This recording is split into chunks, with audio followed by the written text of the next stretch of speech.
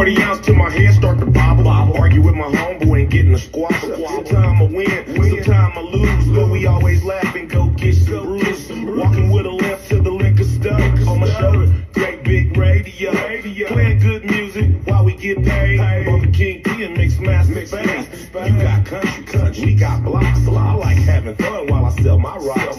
Dignified, even though I'm broke. I buy my drink, I buy my smoke. Ghetto pride, soulful stride. Time an OG offer me a ride. I see a low pulling up real slow. My OG yelling out the window. We wanna go to the liquor store and get a Chrome 45 so we can get drunk.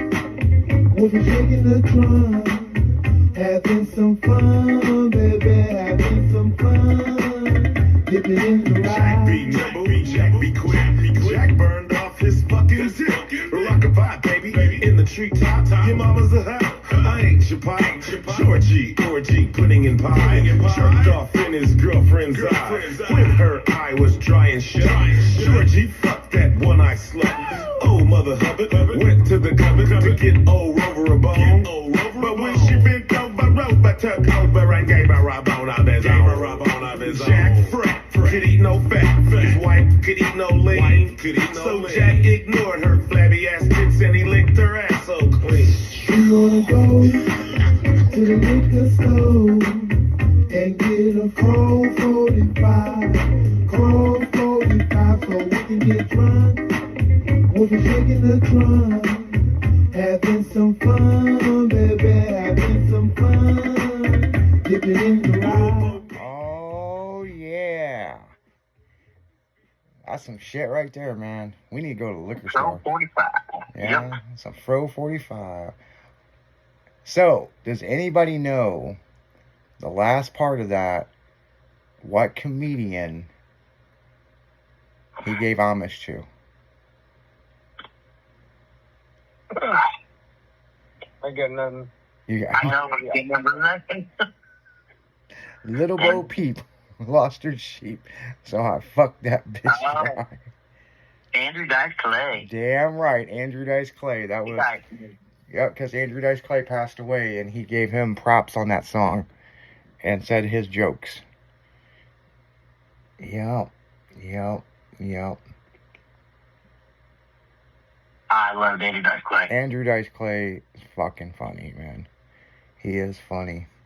Yeah, we're sitting here talking about, well, it's a interesting Friday, people, because it ain't, this whole Friday is not what we thought we were going to do, but we're talking about street signs, arrows, caves, and beer in St. Louis. So yeah, very interesting. Very interesting. You know, what's interesting is, we talked about beer. Yep. But who was second to Detroit to build cars? I don't know. St. Louis. Was it the Dodge Brothers? No.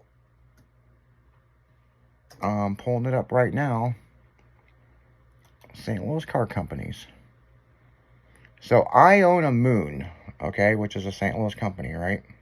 Uh-huh. But what most people didn't understand, or of course, probably wouldn't remember because, Right. from 1887 to 1974, how many car manufacturers do you think was in St. Louis? I don't know if that's when they were making little funky cars, yeah. Yeah. The little funky motor cars. bike. The ones that we turn into rat rods. Well, yeah. They were basically motorized buggies back then. Yeah. Yeah. I don't know. 113 companies were in St. Louis.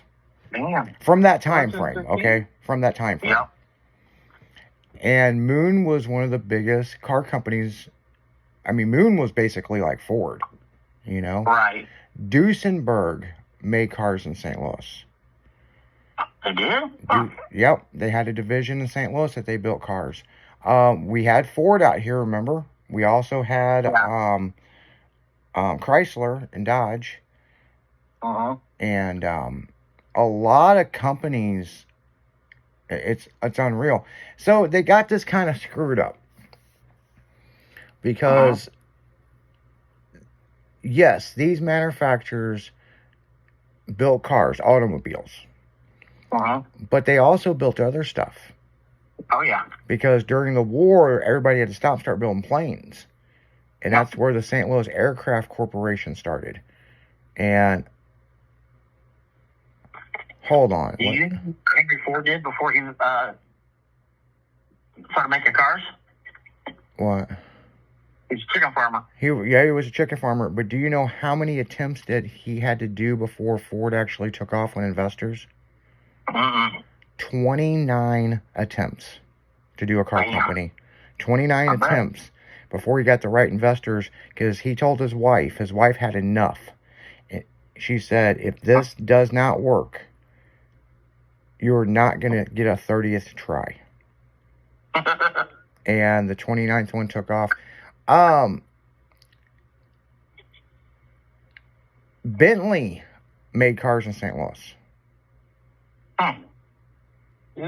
They were parts were shipped over and final assembly of the St. Louis Bentley Company. That was back in like 1925, which is interesting. Because there were a lot of overseas companies. They had this. They would make the stuff over there and assembled in St. Louis. Here's something here I'm trying to understand. So, in 1917, producers of aircraft for 2 world wars, blah, blah, blah, trailer, blah. But it says flying boats. Now, I need to click on this. I want to see. Oh, okay. Yep, they made flying boats in St. Louis. So, do you guys know what a flying boat is? Is that the ones the big planes that land on the water? Yes. Yes. Yep. Yeah. They were big, yeah. Yep. Yep. And you know, I see what they're saying because Amelia Earhart, Spirit of St. Louis. So these manufacturers that manufactured cars during the war shifted over to the planes, and that's kind of how McDonnell Douglas started, which turned into... Well, the government made them. Well, the government made everybody do this. Yeah. And so... You couldn't get metal to build cars. The only way to get metal is to build planes. Yeah. And guns. Yep. Because up here by where I'm at, they still have the old munitions places out in the country. Boy, it's so crazy looking at this. There is a lot of car manufacturers in St. Louis. Oh, yeah. I mean, something else that they got on here, which is interesting, Pacific Electric Hollywood Cars in 1920s was built in St. Louis for the Freight Motor Car Company, which was across the street that made the Philadelphia Western Rail Cars. Oh, yeah. So they were... There's a lot of cool history in St. Louis. Yeah, I mean, these guys were making automobiles, and then when the war happened, they started making planes, and then some of these people went back to cars, but a lot of people started making train cars. Well, but they all wanted to something different, and a lot of them didn't come back to cars, you know. Yeah, I mean... They were making good money doing something different, and what was it? Man, it is so crazy that all these companies like Seaboard Airlines and rail cars, 1936, and here's pictures of their automobiles. War happened, and then Seabourn turned into an airline company that started making planes and trolley cars. Yep. So, I mean, I guess they were just like, screw these fucking Model A cars. We're going to build something bigger and make more money. Yep. And that's kind of how all the steel companies on the east side, like Granite City Steel, Union Steel, Pacific Steel, you know, Granite City was nothing but steel manufacturers. And you got to remember, Henry Ford made his cars so cheap that everybody could afford one. Yep. So that's the reason why these guys jumped into other ventures. say nothing. Dubs, do you know what color the main color was for Henry Ford's cars back in the day? I want to say red. You could have any color you wanted as long as it was black. Yep. Do you know why they did them in black? Why? Hides all the oil and grease. Yep. Yep. That's what Henry Ford said. Wrong. Yep. Yeah, it was easier to do them in black than Yep. anything else. And he only bought one color, too.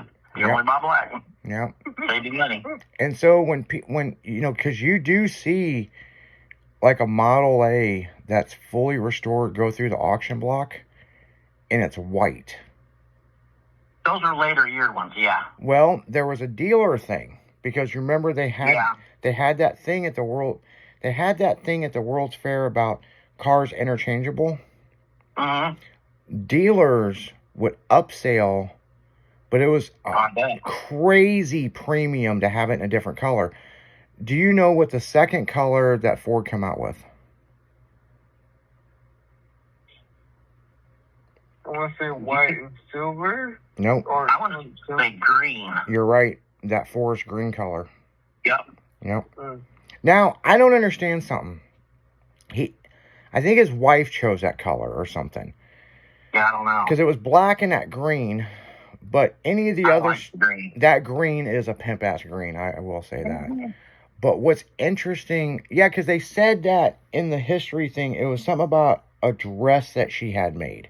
And he really liked it. And that's what inspired that green color. Because it was picked by the wife or something. But what's interesting about it is the dealer prep cars that were in the other colors, which if you had one and you can verify it, that it was like that weird red that they did, Uh-huh. those are worth millions. But it has to be verified that it was a dealer prep car, that they took it apart, painted it special. Yeah. So you would only have one of what, maybe 2, 3, 5 of that color. Yeah, the 80s or the 20s and early 30s cars, yeah. Yeah, I mean, if not, they were black. By the mid-30s, they were making all kinds of colors, but Yeah, them late 20s and early 30s cars, they were all black. they were all black. The interiors were black. That's how Everything you was could make black. them. That's how you could make them so cheap and sell them so cheap. Yep. They came one fucking color, one fucking way on the interior, you know. They were minimalist cars. Yeah, and Back then, nobody doing it any different, you know, and yeah, because like Rolls Royce and everybody was doing, they were pretty much do a car in any color you wanted. But you the had average Rolls, person didn't afford a Rolls Royce. but you had Rolls Royce pricing. You Right. could buy 3 of Henry Ford's cars for the price of that. Yep. It's crazy. Mm-hmm. Only the rich people had Rolls Royces and shit. Yeah. Most people had Fords. Yeah, it's really interesting looking at this. I mean, I am. Yeah, and the other thing is, St. Louis Carriage Car Company closed, and I'm going over this stuff, and it's so crazy, the history of the automobile in St. Uh-huh. Louis. St. Louis was a mecca of the United States because it was the very center of the United States. And it was a big hub of the United States for years. Still is.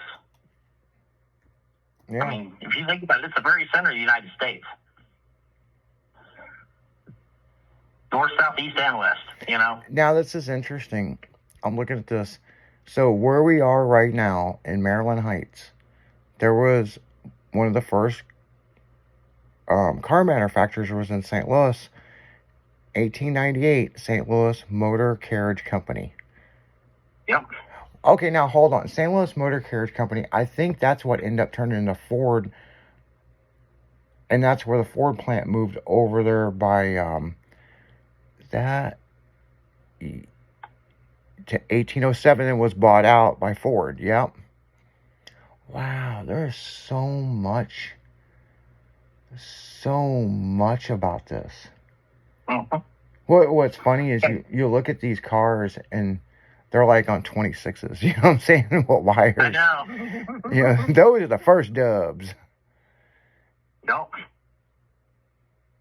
There is so much. Now, if you guys want to see some of these older cars like this, and you're in St. Louis, go to the Busch Gardens. They have some of these. They have a lot of these cars that are there that the Busch family owned. Because it's back there where you get your free beer. Yep. Man.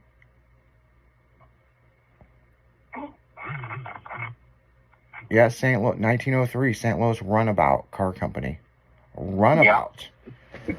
Man, he picked me up in a Runabout. He could have had a Bentley. Man. Well, if he had a Runabout or a Ford, he had money.